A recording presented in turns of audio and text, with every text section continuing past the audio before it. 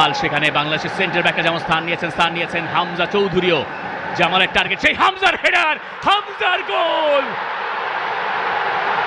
Brave new Bangladesh, সেই বাংলাদেশে হামজার গোল, এবং এই স্টেডিয়াম এখন ফেটে পড়ছে।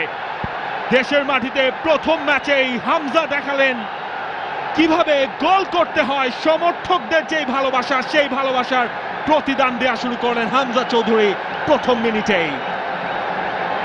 সেট পিস থেকে সবার ওপরে তালগাছ হয়ে দাঁড়িয়েছিলেন হামজা চৌধুরী, তাকে ধরার আর কারোর সুযোগ নেই।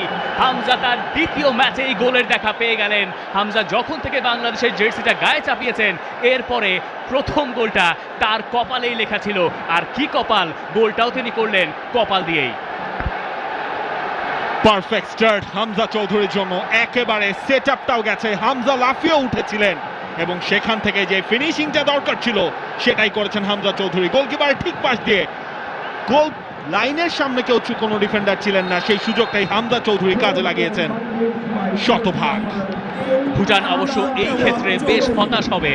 সেট পিস থেকে যদি আপনি একজন ফুটবলারকে মার্ক করতে চান স্পেসিফিকলি, সেটা এই হামজা চৌধুরী হওয়ার কথা ছিল, কিন্তু সেই কাজটা তারা ঠিকঠাক করেনি। হামজা চৌধুরী তার মার্কারদের অনেক পিছনে ছিলেন। তিনি যখন রান মেক করলেন জামাল ভুঁইয়ার বলটা, ততক্ষণে ফ্লাইটটা ল্যান্ড করেছে। হামজা আনমার্কড অবস্থায় বল